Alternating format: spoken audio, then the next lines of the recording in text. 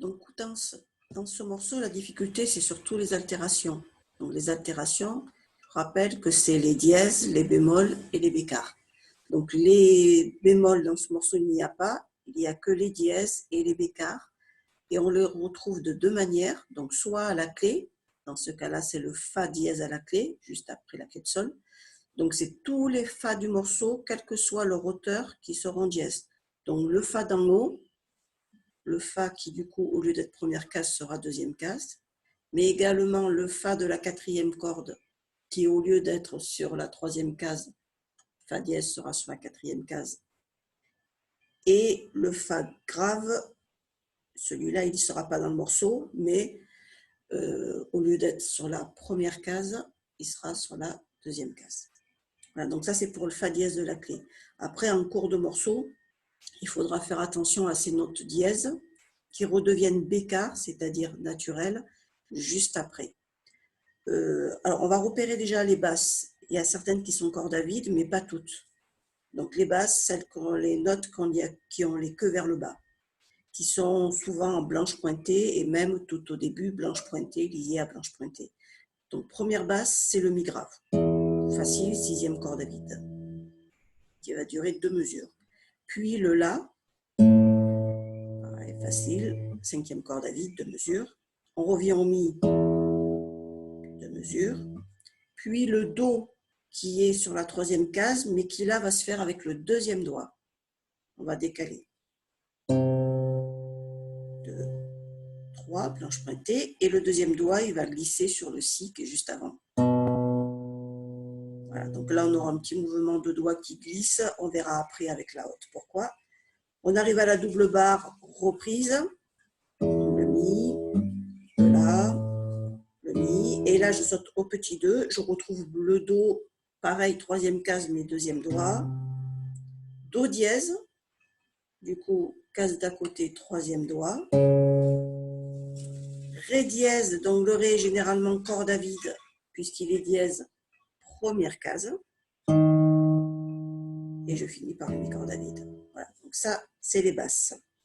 Pour la haute, il faut juste vérifier les notes et faire attention, si elles sont dièses, de prendre la case à côté de la note naturelle, où on a plus l'habitude de la repérer.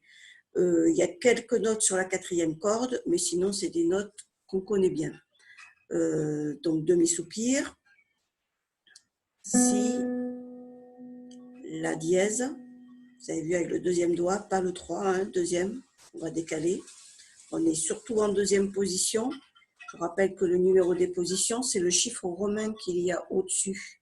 Hein, les 2 barres, les 2 i, c'est le 2 en chiffre romain qui nous dit qu'on est en deuxième position. Donc, on part avec le premier doigt sur la deuxième case. Du coup, c'est le deuxième doigt qui fait la troisième case. Donc, je repars sur le si, la dièse, si, la naturelle, mais avec le premier doigt, si, sol corde à vide, si, fa dièse, donc quatrième case. Mais comme je suis, je vous rappelle, en deuxième position, du coup, vous avez vu, c'est logiquement, c'est mon troisième doigt qui le joue. Et j'arrive sur le mi. Premier doigt, même si c'est la deuxième case. Premier doigt. Suite des notes de l'aigu. Donc, mi corde à vide. Et là, cette fois, je suis revenue en première position. En haut, on a le 1 en chiffre romain.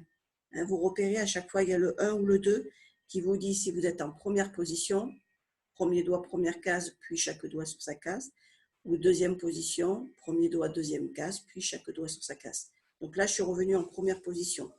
Donc, mi corde à vide, ré dièse, quatrième doigt, quatrième case, mi, ré normal, naturel, hein, ré bicard. Donc, je reviens avec le troisième doigt.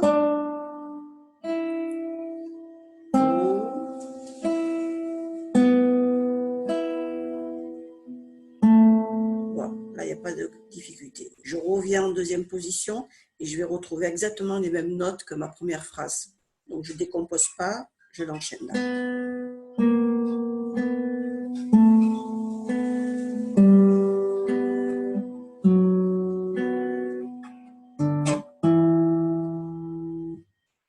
Donc, Donc, troisième ligne, je repars sur le Mi, toujours en deuxième position.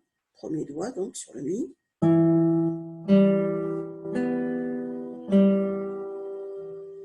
Je décale avec mon premier doigt sur le Ré dièse.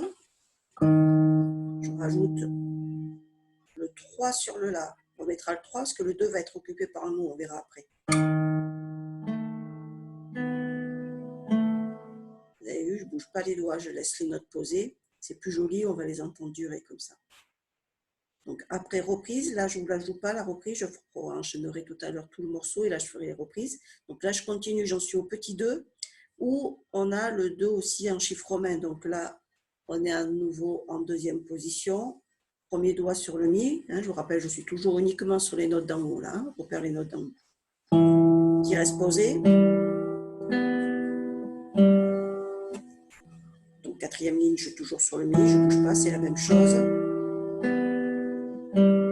Un en chiffre romain, je reviens en première position. Du coup, c'est le deuxième doigt qui va faire le La. Qui ne bouge pas. Troisième doigt, du coup, pour le Fa dièse. Puisque mon 2 ne bouge pas pour le La, je mets le 3, même s'il est deuxième case. Et ce 3, il ne va pas bouger, il va rester posé. Comme ça, je le retrouve sur l'accord d'après, qui ne sera pas compliqué. Donc, hop, je lâche mon 2 d'ici. Je repère les autres. Juste en dessous du Fa dièse, j'ai le Si corde à vide, le Sol corde à vide, le Ré corde à vide. Et là, attention, il y a une petite erreur dans ce qu'il y a écrit. Il y a un Si corde à vide. Non, le Si n'est pas corde à vide. Hein. Donc, vous rajoutez le doigt sur le Si.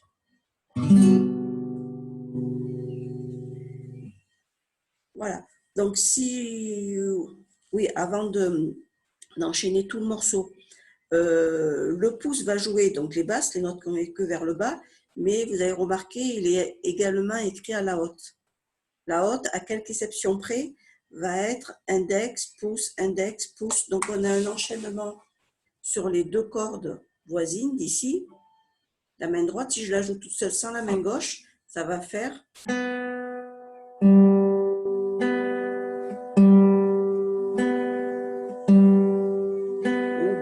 sur la quatrième corde.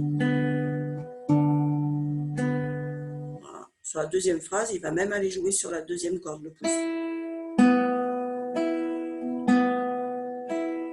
Voilà, donc en fait, la haute, c'est une alternance de pouce et d'index,